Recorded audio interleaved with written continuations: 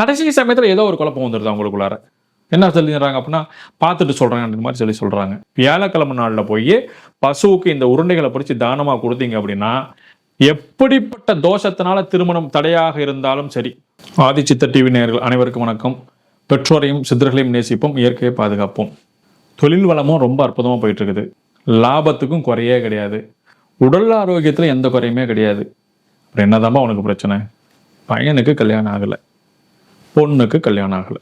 இதுக்கு நான் நிறைய யூடியூப்ல பரிகாரங்கள் சொல்லியிருக்கேன் சார். அது எல்லாமே நான் முயற்சி பண்ணி பார்த்துட்டேன். எல்லாம் ஓகே ஆகுது. நீங்கள் சொன்னதுக்கப்புறம் செஞ்சோம்னா ஓகே ஆகுது. கடைசி சமயத்தில் ஏதோ ஒரு குழப்பம் வந்துடுது அவங்களுக்குள்ளார. என்ன சொல்லிடுறாங்க அப்படின்னா, பார்த்துட்டு சொல்கிறாங்க அந்த மாதிரி சொல்கிறாங்க. ஏதோ ஒரு விதத்தில் எனக்கு பிரேக் ஆயிடுது. கைகூடி வந்துடுது. நீங்கள் சொல்கிறதெல்லாம் ஓகே தான், நீங்கள் சொல்கிறத செய்கிறேன் ஒன்றே எல்லாம் கைகூடி வந்துடுது. கடைசி சமயத்தில் ஏதோ ஒரு இடத்துல பிரேக் ஆயிடுது. இதுக்கு கண்திருஷ்டி காரணமா, இல்லை வேற ஏதாவது பிரச்சனைகள் பண்ணி வச்சுருக்காங்களா, இல்லை என்ன காரணம்னே எனக்கு தெரியல, இல்லை வேற ஏதாவது தோஷம் இருக்குதான்னு எனக்கு ஒன்றும் தெரியல. இதுக்கு ஏதாவது தீர்வுகள் உண்டா? நீங்கள் நிறைய இடங்களில் சொல்கிறீங்க அன்னதானம் கர்மாவை நிவர்த்தி பண்ணுன்னு சொல்கிறீங்க. அதனால் அன்னதானங்களும் நான் பண்ணுறேன். அதையும் தாண்டி எனக்கு ஏதாவது ஒரு சிக்கல்கள் இருக்குது. இதுக்கெல்லாம் நான் என்ன தான் பண்ண முடியும் அப்படின்னா, அதோட ஒரு பெரிய தானம் இருக்குது. அதை செஞ்சீங்கன்னா சரியாக போயிடும். என்ன செய்யணும் அப்படின்னா, நவதானியங்களை நன்றாக ஊற வைக்க வேண்டும். நவதானியங்களை நன்றாக ஊற வைக்க வேண்டும்.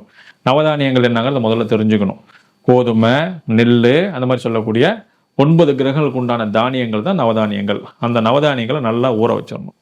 அதுக்கப்புறம் அந்த நவதானியங்களில் மிக்ஸ் பண்ணுற அளவுக்கு வெல்லம், அதாவது இவ்வளோ மிக்ஸ் பண்ணால் இதுக்கு கரெக்டாக இருக்குன்னு நம்ம ஒரு கணக்கு வைப்போம் இல்லையா, அது மாதிரி மிக்ஸ் பண்ணுற அளவுக்கு வெல்லத்தை தயார் பண்ணி வச்சுக்கணும். வெல்லத்தை தயார் பண்ணிட்டு அது கூட கோதுமை மாவையும் நம்ம ரெடி பண்ணி வச்சுக்கணும்.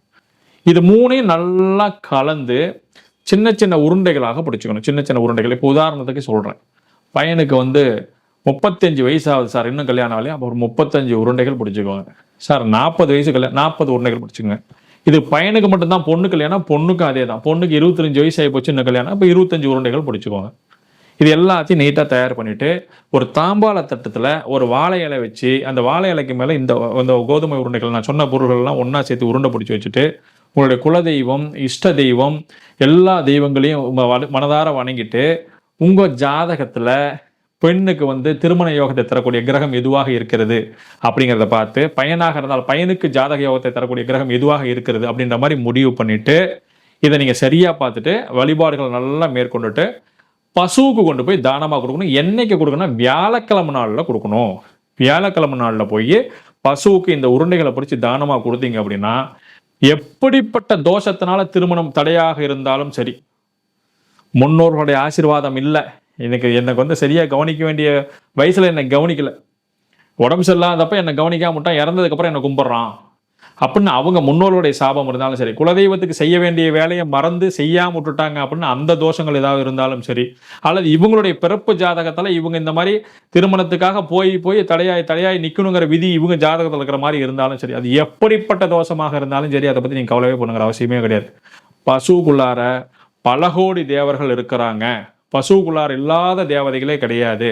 அப்படிப்பட்ட பசுவுக்கு இந்த கோதுமை மாவு, நவதானியங்கள், வெல்லம் கலந்து கொடுத்துட்டு அவங்கள வழிபாடு செஞ்சுட்டு வந்தீங்க அப்படின்னா, எப்படிப்பட்ட தோஷமாக இருந்தாலும், எப்படிப்பட்ட நிலையில் இருந்தாலும் ஆட்டோமேட்டிக்காக அதை ரிலீஸ் பண்ணிவிட்டு அவங்களுக்கு ஒரு ஆரோக்கியமான அற்புதமான ஒரு திருமண வாழ்க்கையை ஏற்படுத்தி கொடுத்துரும். இங்கே என்ன மிஸ்டேக் ஆகும்னு பார்த்தா, ஒரு தடவை மட்டும் செஞ்சுட்டு பண்ணுமானா கிடையாது. அவங்களுக்கு திருமணம் கைகூடி வரலாம். வியாழக்கிழமை தானே செய்ய போகிறோம். இதுக்கு பெருசாக வேற ஒன்றும் செய்யணுங்கிற அவசியமே கிடையாது. வியாழக்கிழமை ஒரு தாம்பாளத்தட்டில் வச்சு கொண்டு போய் கொடுக்கும். முதல் தடவை மட்டும் வயதளவு கொடுத்தா போதும். அதுக்கப்புறம் மீதி இருக்கக்கூடிய காலகட்டங்களில் ஒரு 9 எண்ணிக்கையில் கொடுக்கலாம், அல்லது 5 எண்ணிக்கையில் கொடுக்கலாம். இந்த மாதிரி கொடுத்துருந்தீங்கன்னா எப்படிப்பட்ட தோஷமாக இருந்தாலும் நிவர்த்தி ஆயிரும். செஞ்சு பாருங்க, அற்புதமாக பலன் தரக்கூடியது. நிறைய பேர் பலன் கண்டது. பயன்படுத்துங்கள், பலனடையுங்கள். நன்றி.